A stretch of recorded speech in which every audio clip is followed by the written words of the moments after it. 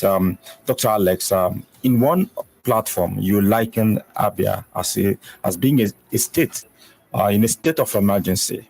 And in that, the question of where the doctor who has come to the rescue of the patient shouldn't matter. The question of Charter of Equity is very emotional in Abia State. And as much as we try to paint this, it comes up from time to time.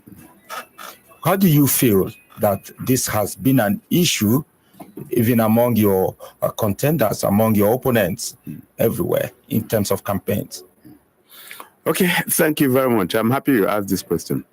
This matter is only an issue to the governor of the state. That is his only campaign mantra. He stands on equity.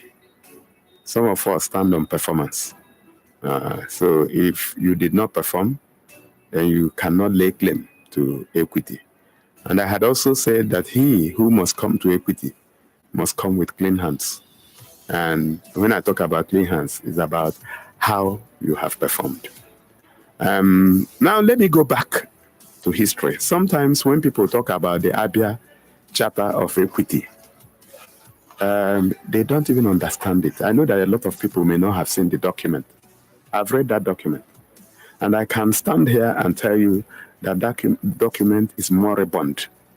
It's an antiquated document. It may have been useful at the time it was crafted in maybe 1989 or something. But today it is absolutely irrelevant. Why do I say so? The Abia Charter of Equity was drafted by Abia fathers at the creation of the state. The founding fathers. The founding fathers at the creation of the state. Now, what did Abia mean at that time? Abia meant Afipo, Bende, Isukwato, and Aba. Now, the view of the founding fathers at that time, and by the way, you know, when people claim to be founding fathers, it just happened that they may have been part of the agitation for the creation of the state. But at the end of the day, it is those in authority that will create the state. If they don't want to create the state, there's nothing you can do. So their view then was that governance of the state should be rotated between these four blocks that I mentioned: Afipo, Bende, Isukwato, and Aba. The Abia we have today does not include Afipo. That is number one.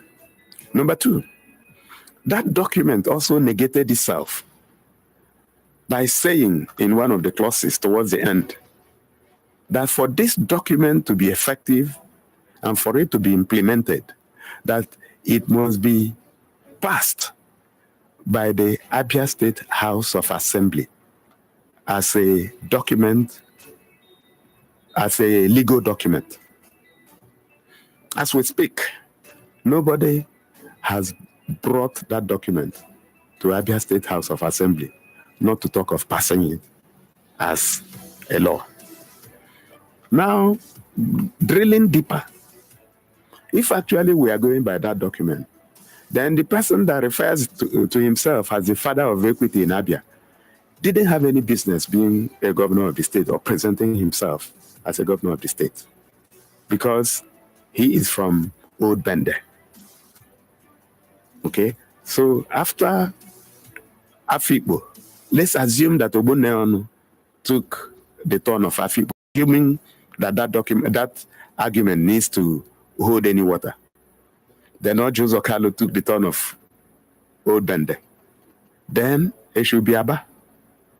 So that document had already been implemented in breach. You know what happens is that when people lack things to say, they try to dig up things that do not make sense. Now, Abia State, where we are today, is a state in trouble. It's a state that has been mismanaged. It's a state that has gone through a lot of difficulties. And where we are is that we need somebody with competence, somebody that has the capacity, somebody that has the skills, somebody that is sound, that understands how the economy works, to take over the affairs of the state. So that's why I refer to that document as moribund. It's of no use. And finally, I also like to say that the issue of where you come from matters to the extent that you want it to matter. People have been talking of my ancestry, and I'm very proud to say that my ancestry is Arochukwu. I'm proud. But I also want my opponents to be proud and admit that that their ancestors don't even come from this state. I have challenged them. We have traced their ancestry to Akwa Ibom State. Why are they not proud to admit it? So when you go into that argument, you find that everybody comes from somewhere. The Constitution is very clear about who is an indigene. So, and I would ask them to go and read it.